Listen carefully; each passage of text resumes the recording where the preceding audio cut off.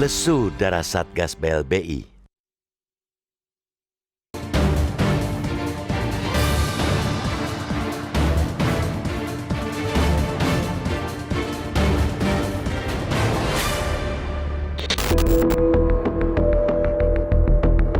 Janji manis ditebar tatkala pemerintah melantik Satuan Tugas Penanganan Hak Tagih Negara Dana Bantuan Likuiditas Bank Indonesia atau Satgas BLBI.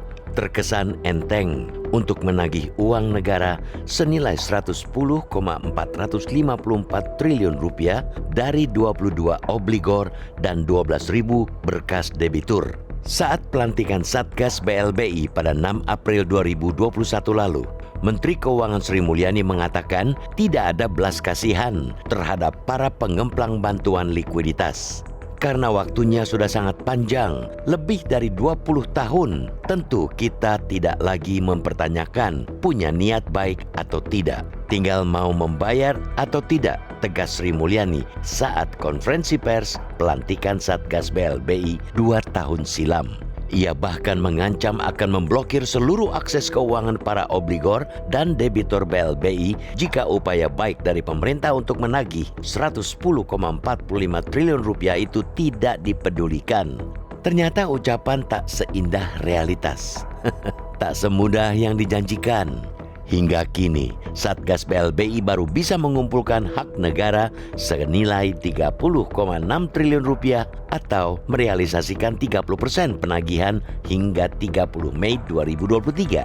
Padahal masa kerja mereka hanya sampai 31 Desember 2023. Sulit bagi publik untuk tidak mengatakan bahwa Satgas BLBI ternyata kurang darah, tumpul, dan tidak garang.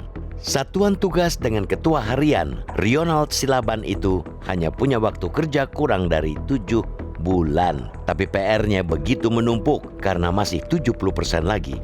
Dalam acara serah terima aset ex BLBI yang berlangsung Selasa 6 Juni, Sri Mulyani malah menurunkan target capaian Satgas BLBI. Ia memproyeksikan bakal tercapai target 50% jika Satgas gencar melakukan penagihan sebelum masa tugas berakhir.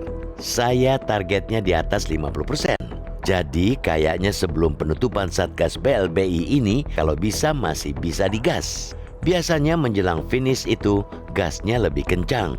Jadi mohon Pak Mahfud tetap nyapetin semua satgasnya supaya bisa tetap mendapatkan targetnya, ujar Sri Mulyani pada Selasa 6 Juni lalu. Pernyataan itu disampaikan Menkyu kepada Menko Polhukam Mahfud MD selaku Ketua Dewan Pengarah Satgas BLBI. Diharapkan piutang yang berasal dari krisis perbankan pada 1997-1998 ketika negara melakukan bailout, injeksi bantuan keuangan tersebut bisa seluruhnya tertagihkan. Dalam menyikapi itu, Mahfud berpikir untuk memperpanjang masa tugas Satgas BLBI. Masa kerja sekitar 3 tahun rupanya dinilai kurang lama untuk menagih hak negara. Ini kalau diperpanjang 5 tahun lagi baru bisa dapat semua itu, ujar Mahfud di kantor Kementerian Keuangan. Kita tentu harus mempertanyakan alasan Satgas BLBI sejak awal ditarget dengan masa kerja yang singkat. Kalau melihat rekam jejak, sama seperti Sri Mulyani, rupanya Mahfud terlanjur percaya diri. Mahfud begitu yakin bahwa tidak akan ada pengemplang yang bisa lolos penagihan. Kami tahu, Anda pun tahu, sehingga tidak usah saling membuka. Mari kooperatif saja. Kami akan bekerja ini untuk negara dan Anda harus bekerja juga untuk negara, kata Mahfud MD dalam konferensi pers 4 Juni 2021 lalu. Mantan Ketua Mahkamah Konstitusi itu bahkan mengatakan pemerintah tak segan menjadikannya kasus pidana jika terjadi pembangkangan. Ancaman sudah ditebar, tapi hasilnya kurang membanggakan. Publik patut curiga Satgas kehilangan arah karena mereka tidak punya data yang kuat. Kecurigaan ini tentu harus dijawab dengan kinerja. Kalaupun akhirnya masa kerja Satgas BLBI diperpanjang, harus ada jaminan bahwa mereka mampu menyelesaikan semua masalah.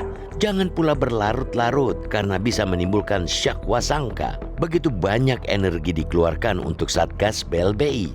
Karena itu, jangan seperti satgas-satgas lain yang begitu sering dilahirkan, tapi hasilnya tidak signifikan dirasakan masyarakat. Satgas bukan ngegas, tapi malah loyo kerjanya.